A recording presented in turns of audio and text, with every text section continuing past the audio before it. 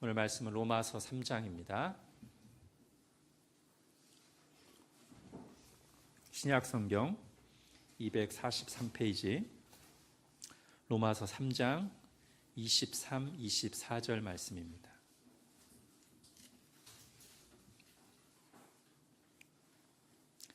로마서 3장 23절, 24절 하나님의 말씀을 제가 읽겠습니다. 모든 사람이 죄를 범하였음에 하나님의 영광에 이르지 못하더니 그리스도 예수 안에 있는 속량으로 말미암아 하나님의 은혜로 값없이 의롭다 하심을 얻은 자 되었느니라. 아멘. 자, 먼저 약간 복습을 하면서 오늘 본문의 문맥을 한번 보겠습니다. 자, 19절, 20절에 보면 인간의 절망적인 상태가 나오죠. 유대인들이건 이방인이건 모든 사람들이 하나님의 율법대로 살지 못합니다. 그래서 그 영원한 진리의 법, 사랑의 법인 율법 앞에 설 때 한 사람도 예외 없이 죄인으로 드러나게 되고, 그리하여 하나님의 공의와 진노의 심판 아래에 있게 되죠. 자, 이 사실을, 이 엄중한 사실을 남 얘기 듣듯 하지 않고 내 이야기로 진지하게 받아들일 때 어떤 반응이 나와야 된다고 했죠? 사도행전 2장에 보면 사람들이 이렇게 반응하죠. 마음에 찔려하며 내가 어찌할꼬. 또 사도행전 16장에 보면 그 간수가 이렇게 두려워하며 고백합니다. 내가 어떻게 하여야 구원을 받으리까. 자, 사실은 이렇게 반응하는 것부터가 하나님의 은혜라고 할 수 있습니다.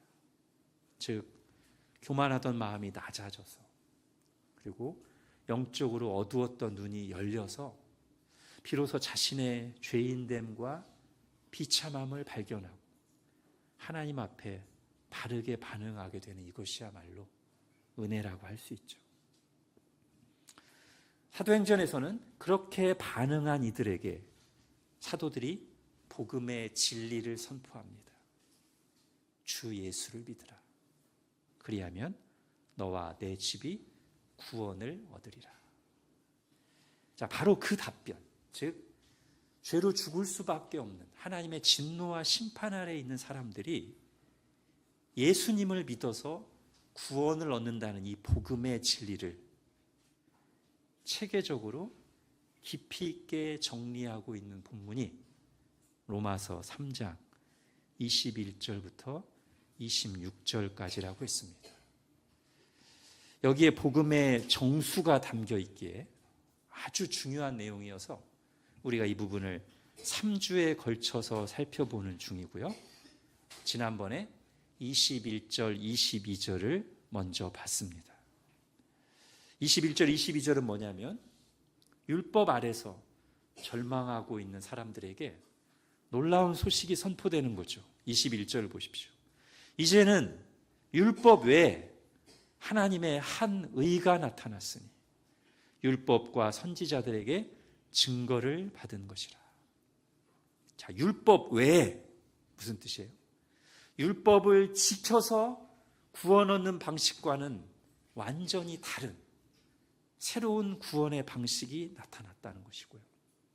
그런데 또 뒷부분에 보면 율법과 선지자들에게 증거를 받은 것이라. 그런데 그 새로운 방식이라는 것은 갑자기 갑툭튀 나온 게 아니고 사실은 율법 속에 이미 계시되어 있던 것이다. 율법을 지키는 방식으로 구원 얻는 건 아니지만 그 율법을 잘 들여다보면 그 율법 속에 이미 그것이 담겨 있다는 것이었어요. 그게 뭔고 하니 내가 뭔가를 잘해서 만들어낸 내 의가 아니라 그렇게 하지 못하는, 그렇게 살지 못하는 나를 위해 하나님이 직접 계획하시고 성취하신 하나님의 한 의가 율법과 선지자들 속에, 즉 구약 성경에 이미 계시되어 있다는 것이죠. 그 하나님의 의가 예수 그리스도를 믿음으로 모든 믿는 자에게 미치는 것입니다. 즉 누구든지 예수 그리스도를 믿기만 하면 그 하나님의 의를 나의 의로 여겨주신다. 하나님의 의가 나에게 전가되는 거예요. 그래서 내가 한 일 때문이 아니라 하나님이 날 위해서 하신 일 때문에 내가 의롭게 되고 구원받는 것, 그것이 복음입니다. 이게 지난주에 살펴본 거였고요. 자, 오늘 본문에서는 그 복음의 진리를 또 다른 방식으로 요약해서 우리에게 설명합니다. 오늘 본문 23절, 24절을 같이 한 목소리로 읽겠습니다. 시작. 모든 사람이 죄를 범하였음에 하나님의 영광에 이르지 못하더니 그리스도 예수 안에 있는 속량으로 말미암아 하나님의 은혜로 값없이 의롭다 하심을 얻은 자 되었느니라. 아멘. 자, 이게 우리 두 절로 나눠져 있지만 한 문장이죠. 이 한 문장 속에 로마서에서 복음을 설명할 때, 아니 더 나아가 성경 전체에서 복음을 설명할 때 가장 비중 있게 다뤄지는 핵심 단어들이 온통 몰려 있습니다. 죄, 의, 하나님의 은혜, 하나님의 영광, 그리스도 예수, 속량. 이 단어들이 이 한 문장에 다 나와 있어요. 그냥 나열되어 있는 게 아니라 이것들이 서로 어떻게 연결돼서 우리의 구원을 이루는지, 그리고 그 구원으로 말미암아 주어지는 참된 복이 무엇인지가 이 한 문장 속에 너무나 잘 정리되어 나옵니다. 즉, 이 구절은, 이 문장은 복음이 무엇인가를 성경에서 가장 잘 요약하고 있는 구절인 셈입니다. 여러분, 이런 구절 어떻게 해야 될까요? 외워야죠. 외워야 됩니다. 자, 우리가 보통 복음을 잘 요약하고 있는 대표적인 구절로 인용하는 게 요한복음 3장 16절이죠. 하나님이 세상을 이처럼 사랑하사 독생자를 주셨으니 이는 그를 믿는 자마다 멸망하지 않고 영생을 얻게 하려 하심이라. 우리 다 외우잖아요. 그죠? 이게 맞습니다. 그 구절이 정말 복음을 잘 요약하고 있는데 간결하고 쉬운 표현으로 하고 있다면 오늘 23, 24절은 그보다 복음을 더 정밀하면서도 압축적으로 표현하고 있는 구절이다 라고 말할 수 있습니다. 그러므로 오늘 이 구절에 나오는 이 핵심 단어들의 의미도 막연하게가 아니라 분명하게 알고 또 이것들이 하나로 연결시켜서 선포되는 이 복음의 정수를 오늘 깨닫고 마음 깊이 받는 시간이 되기를 바랍니다. 자, 먼저 구조를 볼게요. 23절은 인간의 비참한 상태를, 24절은 그것이 어떻게 복음을 통해서 해결되는지를 보여줍니다. 자, 먼저 23절입니다. 자, 이 구절은 인간의 비참한 상태를 분명하게 두 가지로 선언하죠. 자, 원인과 결과로 연결되어 있습니다만 둘 다 인간의 비참한 상태를 보여주는 거예요. 첫 번째 뭡니까? 모든 사람이 죄를 범했다. 모두가 하나님 앞에 죄인이다. 이게 인간의 비참한 상태고요. 또 하나, 그 결과로 온 건데 뭐예요? 모든 사람이 하나님의 영광에 이르지 못한다. 이것이 인간의 비참한 상태입니다. 자, 먼저 죄의 개념부터 보겠습니다. 죄가 뭐죠? 여러분 핸드아웃에 보십시오. 우리 얼마 전에 봤던 소요리 문답 14문에 나옵니다. 답을 같이 읽겠습니다. 시작. 죄는 하나님의 율법을 조금이라도 부족하게 지키거나 그 법을 어기는 것입니다. 자, 우리가 지금까지 로마서에서 살펴본 내용을 잘 정리하고 있죠? 죄의 여부, 즉 죄냐 아니냐를 판가름하는 기준이 뭐예요? 하나님의 율법입니다. 즉 각자의 기준이 아니고요. 내 느낌에 따라서 죄냐 아니냐가 결정되는 게 아니고요. 더 나아가 내가 살고 있는 지금 우리 시대의 가치관과 문화가 죄냐 아니냐를 결정하는 게 아닙니다. 오직 영원 불변한 하나님의 진리의 법, 사랑의 법인 하나님의 율법이 죄 여부를 결정해요. 그런데 뭐라고 돼 있어요? 죄는 하나님의 율법을 조금이라도 부족하게 지키거나, 즉 율법에서 하라고 한 것을 하지 않거나, 그 다음에 그 법을 어기는 것입니다. 율법에서 하지 말라고 하는 것을 하는 것. 이게 다 죄예요. 그런데 그 율법을 간단하게 요약하면 뭐죠? 자, 오늘 앞에서도 읽었던 42문 답을 같이 읽겠습니다. 시작. 십계명의 강령은 우리의 마음을 다하고 힘을 다하고 뜻을 다하여 주 우리 하나님을 사랑하고 또 이웃을 자기 자신같이 사랑하는 것입니다. 예, 그 율법은 한마디로 사랑의 법이고요. 그 사랑의 대상은 하나님과 우리 곁에 보내주신 사람들입니다.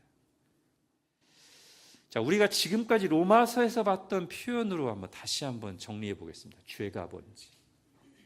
여러분 핸드아웃에 로마서 1장 18절을 보십시오. 자, 불의로 진리를 막는, 거스르는, 이것이 다 죄라고 할 수 있는데, 특별히 이 구절에서는 그 죄를 두 가지로 말하죠.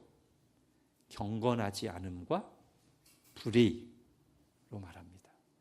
이 두 단어가 늘 똑같은 의미로 쓰이는 건 아니에요. 문맥에 따라 다를 수 있는데, 지금 이 로마서 문맥에서는 이 두 가지가 약간 어떤 식의 의미냐면, 경건하지 않음은 주로 하나님과의 관계된 것에서 잘못하는 거예요.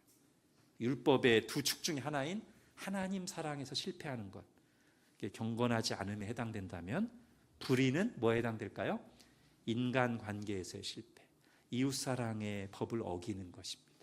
자, 로마서는 이렇게 선언하고 난 뒤에 먼저 이 죄의 첫 단추를 하나님과의 관계를 깨뜨린 것, 즉 경건하지 않음부터 다룹니다. 그것이 로마서 1장 21절에 나오죠. 같이 읽겠습니다. 시작. 하나님을 알되 하나님을 영화롭게도 아니하고 감사하지도 아니하고 오히려 그 생각이 허망하여지며 미련한 마음이 어두워졌나니. 예, 이게 죄의 첫 단추고요. 이게 바로 경건하지 않은 거의 대표적인 모습입니다. 하나님께 감사하지 않고 하나님께 영광 돌리며 살지 않는 것이 경건하지 않은 거예요. 자, 여기서부터 이제 파생돼서 하나님이 정한 질서를 깨뜨리면서 인간관계 속에서 모든 악행들이 자행됩니다. 이게 불의죠. 자, 로마서 1장 29절부터 나옵니다. 또 같이 읽겠습니다. 시작. 곧 모든 불의, 추악, 탐욕, 악의가 가득한 자요, 시기, 살인, 분쟁, 사기, 악독이 가득한 자요, 수군수군하는 자요, 비방하는 자요, 하나님께서 미워하시는 자요, 능욕하는 자요, 교만한 자요, 자랑하는 자요, 악을 도모하는 자요, 부모를 거역하는 자요, 우매한 자요, 배약하는 자요, 무정한 자요, 무자비한 자라. 아멘. 이런 것들이 성경이 말하는 죄입니다. 하나님의 성품에서 나온 사랑의 법, 율법을 거슬러 행하는 악행들이죠. 이런 것들을 생각으로, 그리고 말로, 그리고 행동으로 범하는 모든 것들이 죄입니다. 자, 이렇게 선포하고 나서 로마서 2장과 3장은 이 점에 있어서 유대인이나 이방인이 전혀 다를 바 없다, 똑같다는 사실을 논증한 뒤에 오늘 본문 23절에서 이렇게 선언하고 있는 거예요. 모든 사람이 죄를 범하였다. 그리고 그 결과를 뭐라고 말합니까? 하나님의 영광에 이르지 못한다. 자, 여기서 이제 우리가 생각을 해봐야 됩니다. 지금까지는 죄의 결과가 뭐였냐면 하나님의 진노, 죽음, 심판, 이런 것들이 죄의 결과죠. 그리고 우리도 일반적으로 죄의 결과로 그걸 생각합니다. 그런데 오늘 본문은 죄가 인간에게 가져온 비참한 결과를 더 포괄적으로 말합니다. 그게 뭐예요? 죄를 범한 결과 인간은 하나님의 영광에 이르지 못하게 되었다. 이것이 인간의 비참한 현실이다 라고 말합니다. 자, 하나님의 영광에 이르지 못한다는 말이 무슨 뜻일까요? 이걸 살펴보기 전에 먼저 오늘 제가 핵심 개념들을 잘 이해하기를 원한다고 했죠. 하나님의 영광이 뭔지를 보겠습니다. 자, 영광의 기본적인 뜻은 빛입니다. 여러분 그렇게 생각하시면 좋아요. 영광은 빛입니다. 자, 영광, 영화로운 빛, 그죠? 그러니까 영광은 어떤 빛이에요? 찬란한 빛, 영화로운 빛, 아름다운 빛. 그렇게 생각하시면 기본 개념이 잡히신 거예요. 자, 성경에서도 영광이라는 단어의 기본 쓰임새가 그렇습니다. 그래서 성경에서 하나님의 영광이라는 말은 종종 비추다, 본다 이런 동사들하고 같이 쓰입니다. 여러분 핸드아웃에 누가복음 2장 9절 보십시오. 같이 읽겠습니다. 시작. 주의 사자가 곁에 서고 주의 영광이 그들을 두루 비추매 크게 무서워하는지라. 자, 주의 영광, 주님의 영광이 어떻게 한다고요? 두루 비춘다 이렇게 있어요. 여러분 이것을 우리가 머릿속에서 상상으로 그려보면 어떤 그림이겠어요? 지금 저 하늘에서 주님에게서 뿜어져 나오는 거룩하고 찬란한 빛이 베들레헴의 목자들을 환하게 비춰서 이런 장면이에요. 그죠? 이게 영광이 비추는 거예요. 자, 구약에서도 한 구절 보겠습니다. 이사야 35장 2절입니다. 같이 읽겠습니다.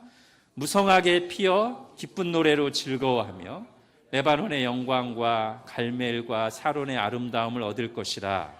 그것들이 여호와의 영광 곧 우리 하나님의 아름다움을 보리로다. 자, 이 구절에서는 여호와의 영광을 다른 말로 바꾸어서 설명을 해주고 있죠. 여호와의 영광은 곧 뭐다? 하나님의 아름다움이다. 그리고 그것을 어떤 동사로 표현했어요? 보리다, 보리로다. 하나님의 영광을, 하나님의 아름다움을 보게 될 것이다 이렇게 표현했어요. 자, 제가 지금 가로치고 써놓은 그 단어들은 제가 임의로 설명만 쓴 게 아니라 다른 성경 번역본들에 나오는 단어들 제가 가져온 겁니다. 이 아름다움이라는 단어를 우리 한글 성경, 우리말 성경은 광채라고 표현했어요. 즉 여호와의 영광, 곧 우리 하나님의 광채 이렇게 표현했어요. 자, 영어 성경 중에 두 권은 위엄이라고 표현했어요. 마제스티. 그리고 또 영어 성경 또 한 권은 찬란함, 화려함 이렇게 표현했습니다. 이런 단어들이 이제 영광을 표현하는 단어들이란 말이에요. 자, 그렇다면 이렇게 찬란하고 아름답게 빛나는 여호와의 영광은 하나님 자신과 어떻게 관련될까요? 자, 이렇게 한번 생각해 보면 좋을 것 같습니다. 하나님의 영광이 가장 찬란하게 드러나고 빛날 때가 언제일 것 같으세요? 1번, 우리가 하나님을 빛나게 하려고 막 여러 가지 막 데코를 꾸미고 아름다운 것을 입혀드리고 화려하게 치장할 때일까요? 아니면 2번, 아무것도 하나님을 가리지 않아서 하나님이 있는 그대로 드러날 때일까요? 후자예요, 후자. 그러므로 하나님은 그 어떤 것으로도 하나님을 표현하거나 형상을 만들지 말라고 하셨습니다. 로마서 1장 23절에도 뭐라고 나오냐면 썩어지지 아니하는 하나님의 영광을 썩어질 사람과 새와 짐승과 기어다니는 동물의 형상으로 바꾸었느냐 이렇게 말하거든요. 이게 하나님의 영광을 가리는 거예요. 왜곡하는 거예요. 그러니까 하나님을 그럴싸하게 표현하려다가 오히려 하나님의 영광을 왜곡하고 가리는 거예요. 자, 하나님의 존재 자체 또는 그분의 거룩한 성품이 그대로 찬란하게 드러나고 비추는 것이 곧 하나님의 영광이다 라고 말할 수 있습니다. 다시 말해서 하나님의 영광은 그냥 하나님 자신과 하나님의 존재 자체, 하나님의 성품과 사실상 거의 동일한 뜻이에요. 자, 이를 잘 보여주는 본문이 출애굽기 33장입니다. 핸드아웃 보십시오. 자, 모세가 하나님께 이렇게 간구합니다. 원하건대 주의 영광을 제게 보여주십시오. 그랬더니 하나님께서 그의 간구에 응답하시면서 이렇게 대답하세요. 오케이. 내가 내 모든 선한 것을 네 앞으로 지나가게 하겠다라고 말씀하시고 다시 이거와 똑같은 말씀을 22절에서 뭐라고 말하냐면 내 영광이 네 앞을 지나갈 때 이렇게 말합니다. 정리하면 모세가 주님의 영광을 보여주십시오 했더니 하나님이 알았어. 내가 내 모든 선한 것을 네 앞에 지나가게 할 거야 라고 말씀하시고 한 번 더 내 영광이 네 앞에 지나갈 때라고 말해요. 그러면 이 본문에 따르면 하나님의 영광은 뭐예요? 하나님의 모든 선한 것입니다. 자, 이제 정리하겠습니다. 이게 좀 어렵지만 여러분이 한 번씩 이렇게 정리하고 가면 좋겠어요. 영광은 빛, 찬란한 빛, 아름다움 이런 뜻이에요. 근데 이것을 하나님께 써서 하나님의 영광이라고 하면 하나님의 존재와 그분의 거룩한 성품, 그분의 선하심, 그분의 아름다우심이 빛처럼 가시적으로 드러나는 것. 이게 하나님의 영광이에요. 그러므로 이제 이걸 적용해서 우리가 자주 쓰는 표현으로 표현해 보면 하나님의 존재 자체 또는 하나님이 하신 일들을 통해 하나님이 얼마나 거룩하고 선하신 분인가가 잘 드러날 때 우리가 뭐라고 해요? 하나님의 영광이 나타났다. 이렇게 말하고요. 우리가 그 하나님의 말씀을 통해 또는 하나님이 하신 일들을 보면서 와, 하나님의 거룩하심과 선하심을 깨닫고 경험할 때 뭐라고 하냐면 내가 하나님의 영광을 보았다라고 말하고요. 그렇게 하나님의 은혜와 능력을 경험해서 하나님이 정말 하나님은 그런 분이셔. 정말 하나님은 거룩하시고 정말 선하시고 완전하신 분이셔 라고 하나님께 마땅한 그것을 인정하고 그렇게 하나님을 높이는 것을 가르쳐 뭐라고 하냐면 하나님께 영광을 돌린다 라고 말하는 것입니다. 자, 이제 하나님의 영광에 대한 이런 기본적인 이해를 가지고 오늘 본문에 나오는 표현. 그런데 사람이 죄를 범해서 그런 하나님의 영광에 이르지 못하게 되었다라는 말이 무슨 뜻인지 한번 보겠습니다. 자, 먼저 여기 이르지 못한다는 말이 이제 헬라어가 휘스테레오인데요. 이거의 기본적인 뜻은 부족하다입니다. 부족하다, 못 미친다. 이거예요. 다시 말해 모든 인간은 죄를 범함으로써 하나님의 영광에 부족한 상태로 전락했어요. 근데 이렇게만 말하면 막연하죠.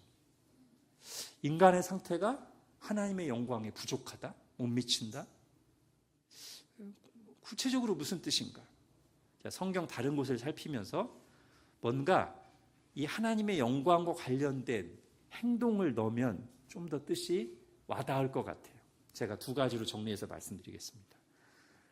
인간이 죄를 지음으로써 하나님의 영광에 부족하다는 것은 뭐냐면 첫 번째, 죄인은 하나님의 영광을 대면하기에 부족하다. 즉 죄인은 하나님의 영광을 대면할 수 없다. 이게 첫 번째 의미. 두 번째, 죄인은 하나님께 영광 돌리기에 부족하다. 즉 죄인은 하나님께 영광을 돌릴 수 없다는 뜻입니다. 하나씩 볼게요. 첫 번째, 죄인은 하나님의 영광을 대면하기에 부족해요. 범죄한 인간은 하나님의 영광을 대면할 수 없습니다. 이게 가장 잘 드러나는 장면이 구약 성경 어디에 나오죠? 성소에 하나님의 영광이 가득할 때 누구도 그 성소 안에 들어가지 못합니다. 심지어 모세조차도요. 자, 출애굽기 40장 같이 읽겠습니다. 시작. 모세가 회막에 들어갈 수 없었으니 이는 구름이 회막 위에 덮이고 여호와의 영광이 성막에 충만함이었으며. 예. 자, 또 어디에 이게 나오냐면 하나님의 영광이 임재하는 장소, 성전 중에서도 성막 중에서도 하나님의 영광이 임재하는 장소가 어디냐면 지성소거든요. 근데 그 지성소 앞을 두꺼운 커튼으로 가려놨어요. 그게 뭐죠? 휘장이에요. 그죠? 자, 히브리서에서 이것을 해석해 줍니다. 왜 지성소 앞을 두꺼운 휘장으로 가려놨냐면 이 성소의 구조를 통해서 하나님 우리에게, 성령님이 우리에게 보여주시고자 하신 것은 죄인이 하나님께 나아갈 길이 막혀 있다는 뜻이다. 이렇게 해석을 해줍니다. 그리고 이게 바로 오늘 본문에서 말하는 모든 사람이 죄를 범하였음에 하나님의 영광에 부족하다. 하나님의 영광을 대면할 수 없다는 첫 번째 의미입니다. 자, 두 번째, 죄인은 하나님께 영광을 돌리기에 부족합니다. 즉, 죄인은 하나님께 영광 돌릴 수가 없어요. 원래 인간은 하나님의 영광을 위해 지음받은 존재입니다. 그러므로 성경을 잘 요약한 웨스트민스터 소요리문답 1문은 인간의 제일 되는 목적을 뭐라고 말해요? 하나님을 영화롭게 하고, 즉 하나님께 영광을 돌리고 하나님을 즐거워하는 것입니다.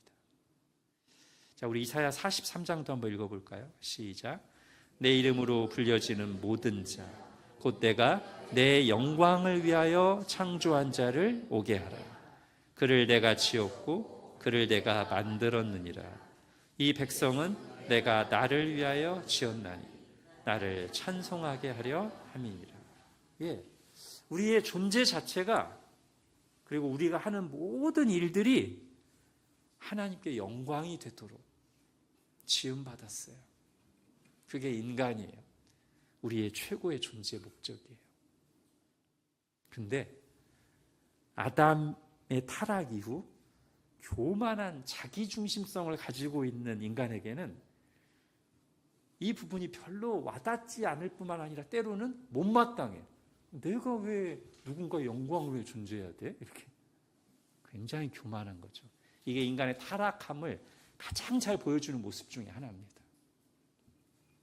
그런데 우리의 죄성이 이렇게 내가 하나님의 영광을 위해 존재한다는 사실에 반발하면서도, 그런데도 우리의 실제 모습은 하나님께서 우리를 지으신 모습이 여전히 남아 있어서 언제 더 우리가 더 자존감을 느끼고 만족을 느끼냐면, 나 자신만을 위해 소유하고 즐기는 것보다 나의 존재가, 그리고 내가 하는 일이 누군가에게 영광이 되고 누군가를 기쁘게 할 때 우리는 훨씬 더 큰 자존감과 만족을 느껴요. 여러분, 그렇지 않습니까?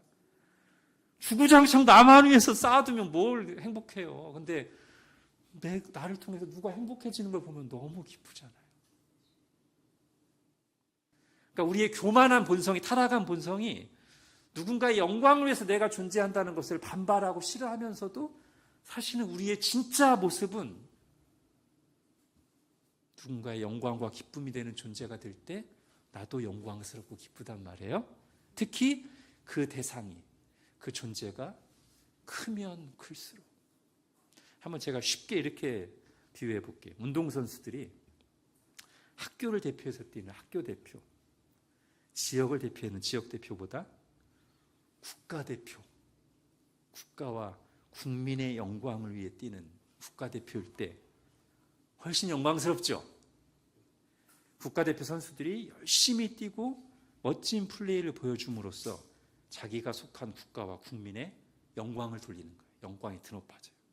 그러면 그때 국가와 국민만 영광을 받는 게 아니라 그 국가와 국민의 영광을 위해서 뛴 그 선수들, 자기들이 그렇게 열심히 뛰고 멋진 플레이를 해서 국가와 국민 영광을 받고 기뻐하는 걸 볼 때 선수들도 말할 수 없는 희열과 만족을 느낀다고요.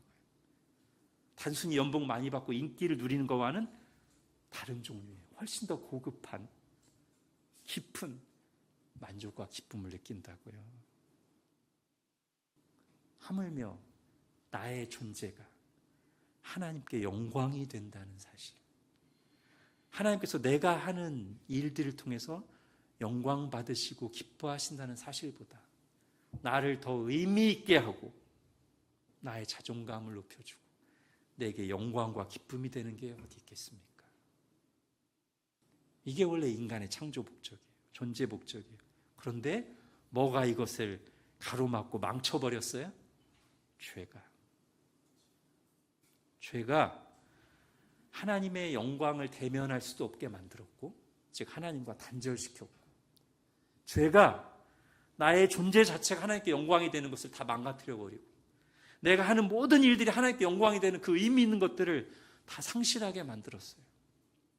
이제 더 이상 나의 존재는 죄 때문에 하나님께 영광이 되지 않고 내가 하는 모든 일들은 하나님께 영광이 되지 않아요.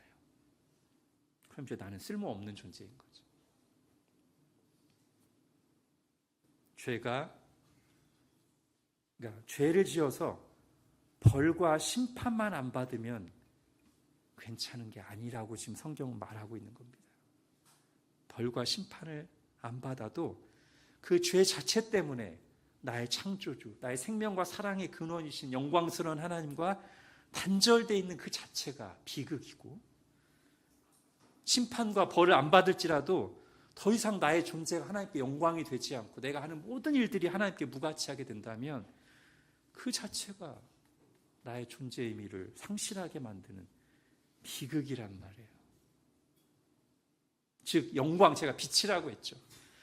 그 영광스러운 빛과 단절되어 어둠 속에 살아가고 있고 더 이상 내가 그 영광의 하나님과 아무 관련 없는 존재의 의미를 상실한 상태가 되는 것. 자, 이런 비극 상태에 왜 빠지게 됐다? 가난이 아니고 질병이 아니고 외모가 아니고 실패가 아니고 죄 때문이라고 성경이 말하는 겁니다. 모든 사람이 죄를 범하였음에 하나님의 영광에 이르지 못하더니. 자, 인간을 이러한 절망과 비참한 상태에서 건져내는 복음이 24절에 선포됩니다. 같이 읽겠습니다. 시작. 그리스도 예수 안에 있는 속량으로 말미암아 하나님의 은혜로 값없이 의롭다 하심을 얻은 자 되었느니라. 아멘. 자, 23절에서 말했던 인간의 이 비극의 시작점이 뭐였어요? 죄였잖아요. 여기서는 바로 그 죄가 해결되는 길이 나옵니다. 즉 죄인이 의롭다 하심을 얻은 자, 의인 되는 길이 나와요. 어떻게 죄인이 의인이 된다고 말합니까? 자, 그것이 우리의 자격과 행위로 되는 것이 아니라는 사실을 강조하려고 세 가지 내용을 연이어서 말합니다. 첫 번째, 그리스도 예수 안에 있는 속량으로 말미암아. 두 번째, 하나님의 은혜로. 세 번째, 값없이. 자, 이 세 가지가 다 뭐가 아니라는 걸 강조하기 위해서라고요? 내 행위가 아니라는 걸 강조하기 위해서 들어간 말이에요. 이 세 가지가 다. 내가 율법을 지켜서가 아니라는 사실을 강조하려고 세 개나 쓴 거예요. 그래야 복음이거든요. 그래야 기쁜 소식이거든요. 자, 우리가 여태까지 살펴본 게 뭐였습니까? 인간의 상태는 율법을 지킬 수 없는 상태여서 하나님의 진노 아래 절망 가운데 있다고 지금까지 말해왔는데, 그래서 20절에서 결론적으로 그러므로 율법의 행위로 그의 앞에 의롭다 하심을 얻을 육체가 없나니 율법으로는 죄를 깨달음이니라 라고 여태 말해왔는데, 여기서부터의 구원의 길을 얘기하면서 다시 거기에다가 슬그머니 인간의 행위를 집어넣으려고 하면 안 된다는 거예요. 그럼 복음이 아니라는 거예요. 그럼 다시 절망할 수밖에 없다는 거예요. 인간의 행위가 조금이라도 들어가면 안 돼요. 바울이 평생 복음을 전하면서 얼마나 그 부분을 강조하며 싸웠습니까? 율법의 행위가 아니라 오직 믿음으로 구원받는 거라고요. 내가 조금이라도 자격 있고 뭔가를 해서 받는 게 아니라 하나님의 은혜로 거저받는 거라고요. 여기 로마 교회에 보내는 편지에서도 바로 복음의 그런 중요한 특징을 강조해서 지금 말하고 있는 겁니다.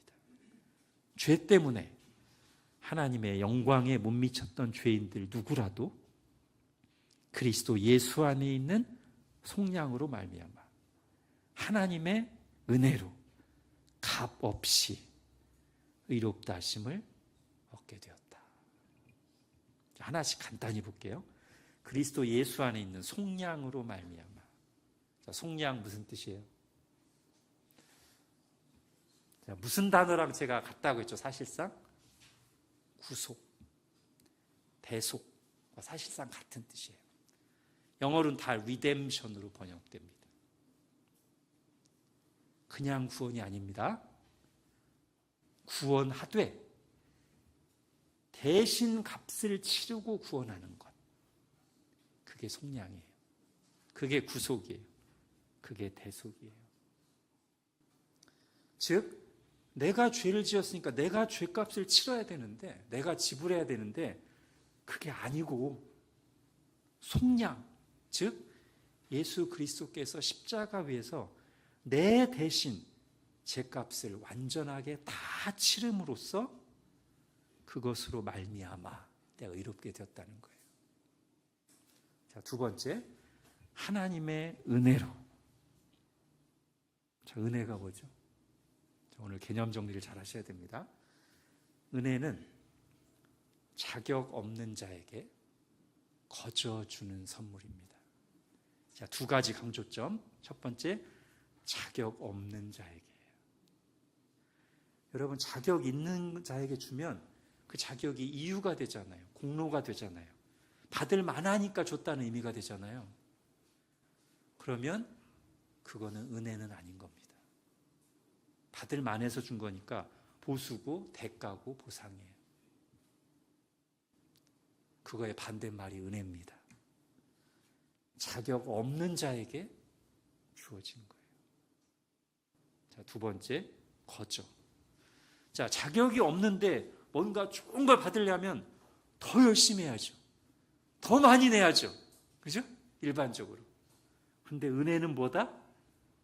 자격이 없는데 아무것도 요구하지 않고 공짜로 거저 주는 거예요. 그게 은혜예요. 선물이라고 하죠. 자, 여기까지만 얘기해도 이미 충분히 의미가 드러났는데 바울은 한 번 더 강조하고 싶어서 뒤에 무슨 말을 굳이 또 붙여요? 값없이. 예, 얼마나 강조하고 싶은지 알겠죠, 바울이. 정리하면 예수 그리스도께서 내가 치러야 될 죄값을 대신 하나도 남김없이 다 치르셨기 때문에 속량하셔서 구속하셔서 대속하셔서 나같이 아무런 자격 없는 죄인이 이 구원이라고 하는 선물을, 하나님의 자녀가 되는 복을, 영원한 하나님 나라를 거저 값없이 받게 되었다는 거예요. 이것이 복음입니다. 자, 제가 여러 번 예로 들었지만 오늘 본문이 말하는 의미를 역시 가장 잘 드러내주는 건 십자가 강도 같아요. 여러분, 그가 구원받기 위해서 뭘 했습니까? 그는 십자가에 달릴 만큼의 흉악범이었습니다. 그에게 무슨 자격이 있습니까? 그가 조금이라도 뭘 지불했습니까? 아니요. 말 그대로 하나님의 은혜로 값없이 구원받았어요. 누가 값을 지불했기 때문에 그 순간 그의 곁에 아무 죄 없이 고통을 겪고 하나님 아버지에게까지 버림받으신 하나님의 아들 예수 그리스도께서 모든 값을 치르셨기 때문에 이 십자가 옆에 강도는 그 그리스도 예수 안에 있는 속량으로 말미암아, 대신 값 치르시고 구원하심으로 말미암아 그냥 옆에서 저 같은 죄인도요? 하면서 구원받은 거예요. 그러니 얼마나 놀랍고 황송하고 감사합니까? 자, 그런데 하나님은 왜 그러셨을까요? 자, 이 두 가지를 이제 살펴보고 마치겠습니다. 우리를 구원하신 이유 말입니다. 두 가지로 생각해 볼 수 있어요.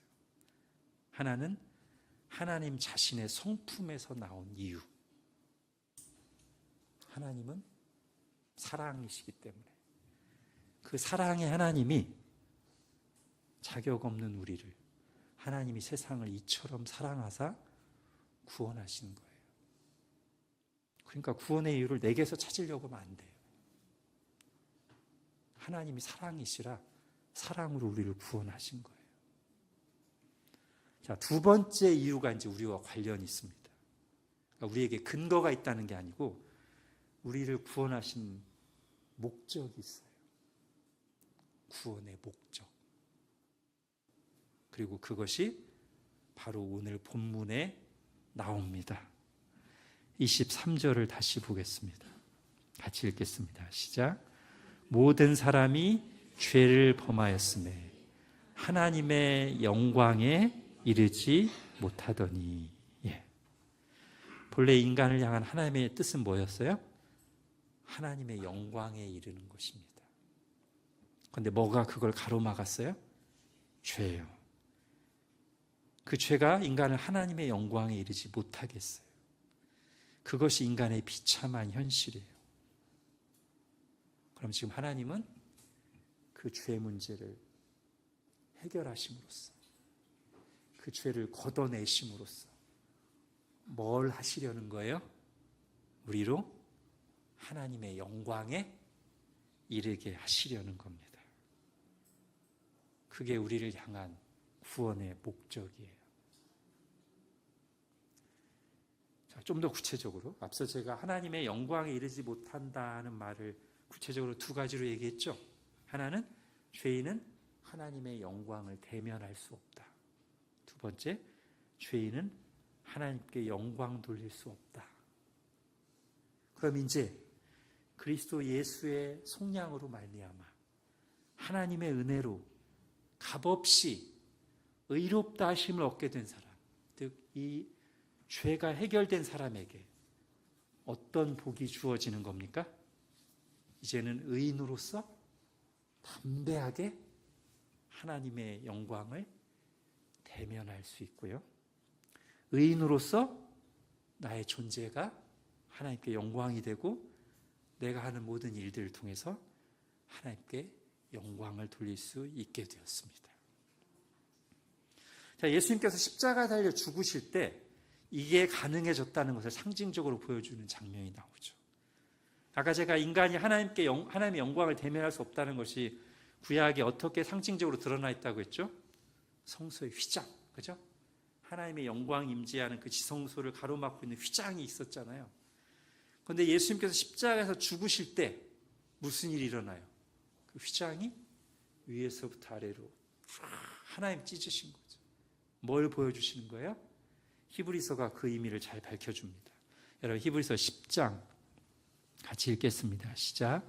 그러므로 형제들아, 우리가 예수의 피를 힘입어 성소에 들어갈 담력을 얻었나니 그 길은 우리를 위하여 휘장 가운데로 열어놓으신 새로운 살 길이요, 휘장은 곧 그의 육체니라. 예.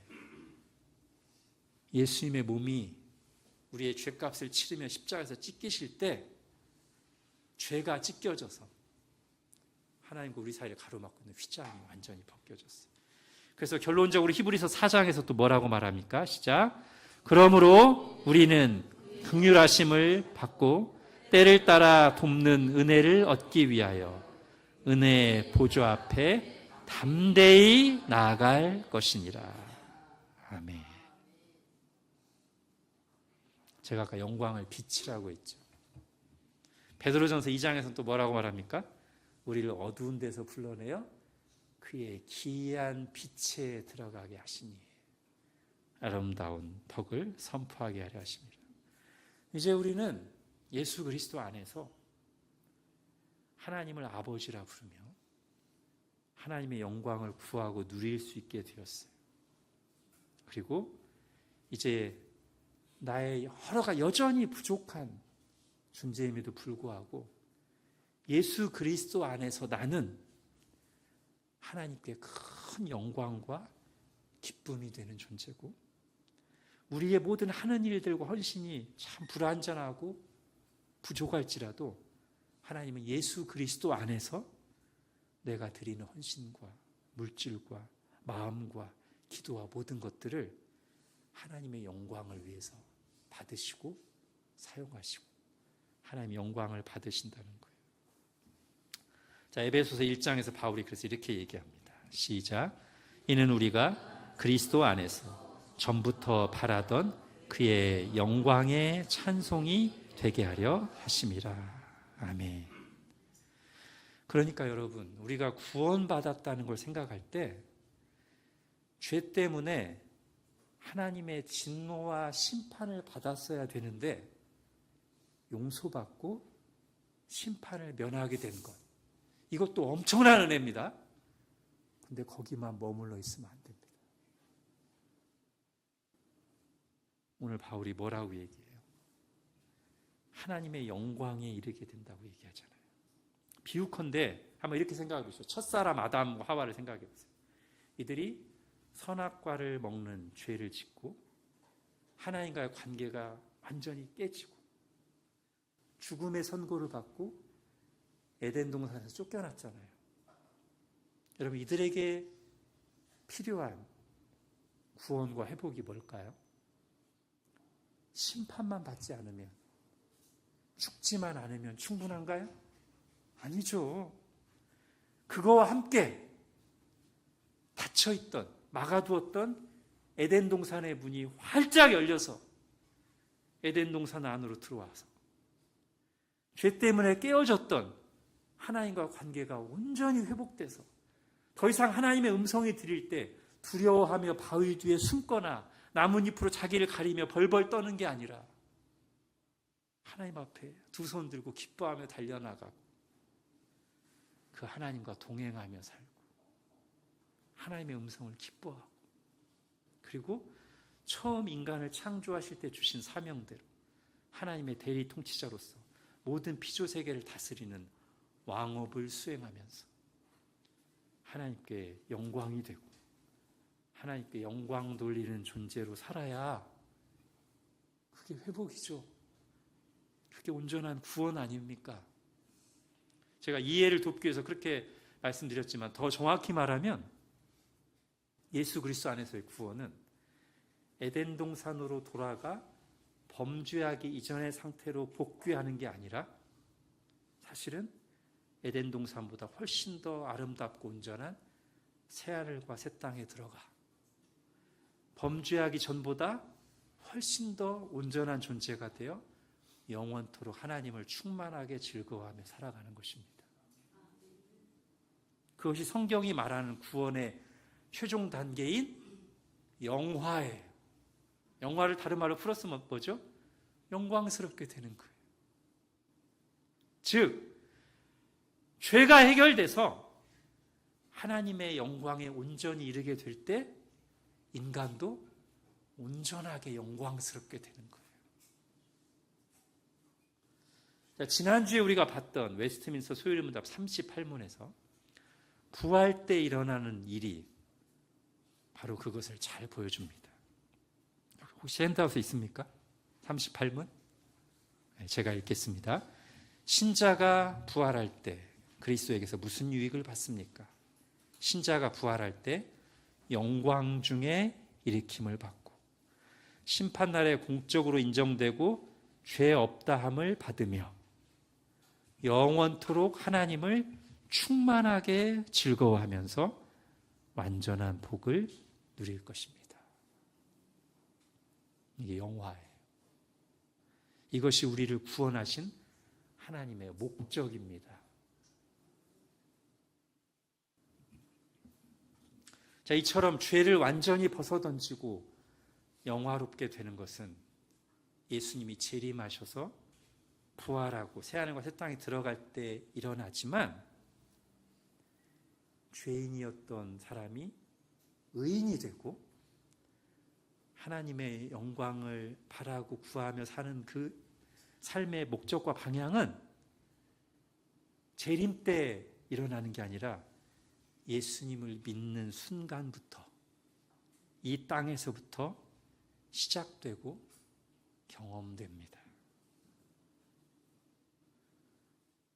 아까 히브리서와 에베소에서 봤던 즉 긍휼하심을 받고 때를 따라 돕는 은혜를 얻기 위하여 은혜의 보좌 앞에 매일매일 담대히 나아가는 것, 그리고 에베소서에서 봤던 그리스도 예수 안에서 우리가 하나님의 영광과 찬송이 되는 것, 그 일은 예수님을 믿는 순간부터 이 땅에서 이미 시작되었어요. 우리의 상태가 때로 그것을 안개처럼 가리죠. 근데 나는 왜 이 모양이지? 그리고 우리가 겪는 고난들이, 아픔들이 때로 그것을 희미하게 만들 때가 있습니다. 그래서 우리에게 뭐가 필요한 거죠? 믿음이 필요한 것이죠. 분명히 우리에게 일어난 사실, 약속된 사실인데 영적으로 깨어있지 않고 믿음이 없으면 실감이 안 나고 심지어 사실이 아닌 것처럼 느껴질 때가 있어요. 사실인데. 그래서 경험도 잘 안 돼. 그런데 믿음으로 그 사실을 붙잡고 믿음으로 눈으로 보고 행하면 그 사실이 맛보아지고 경험됩니다. 우리의 상태는 여전히 죄성과 연약함이 남아있을지라도 하나님께서 우리를 하나님의 자녀로, 의인으로 받아주시고 언제든지 우리가 하나님 앞에 나아가 구할 때 귀 기울여 들으시고 응답하시며 우리의 불완전한 예배와 어설픈 순종과 부족한 사랑의 실천을 통해 하나님께서 영광을 받으시고 모든 것이 합력하여 선을 이루게 하신다는 말입니다. 우리에게 필요한 것은 우리가 예수 그리스도 안에서 이런 은혜를 받았다는 것을 아는 거예요. 믿는 거예요. 그리고 그것이 얼마나 복된 일인지, 말 그대로 은혜인지를 깨닫고 굳게 붙잡는 것입니다. 그래서 그 은혜를 감사하고 그 영광을 적극적으로 구하는 거예요. 하나님의 영광을 적극적으로 구하는 게 어떻게 하는 거예요?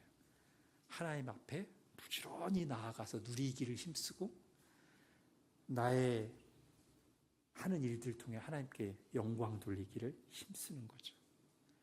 완전하지 못하다고, 부족하다고 가만히 있는 게 아니라 완전하지 못하지만 예수 그리스도 안에서 받아주시니, 부족하지만 예수 그리스도 안에서 하나님의 기쁨과 찬송과 영광이 되게 하셨으니 믿음으로 감사하면서 적극적으로 나아가고 드리는 거예요. 그래서 우리가 벌받지 않는 것, 심판받지 않는 것에만 머물러서 그게 마치 구원의 전부인 것처럼 알고 목적 없이 무기력하게 신앙생활하는 것이 아니라 예수 그리스도 안에서 하늘의 문이, 영광의 문이 활짝 열려 있음을 알고 하나님께 나아가 누리는 일과 하나님의 뜻대로 살며 하나님께 영광 돌리는 것이 나를 구원하신 하나님의 뜻이자 그것이야말로 내게 영광이요 복이라는 사실을 알고 담대히 구하며 살아가는 저와 여러분이 될 수 있기를 바랍니다. 기도하겠습니다. 하나님, 오늘 복음의 정수를 정말 깊이 그리고 압축해서 요약하고 있는 이 로마서 말씀을 통해서 우리가 하나님의 은혜로 구원받았다는 사실과 그리고 하나님의 영광을 위해서 구원받았다는 이 두 가지 엄청난 진리를 다시 한번 들었습니다. 하나님, 우리가 이것을 정말 믿음으로 굳게 붙잡고 감사하며 누리게 하시고 적극 구하며 맛보고 드러내게 하여 주옵소서. 예수님의 이름으로 기도합니다.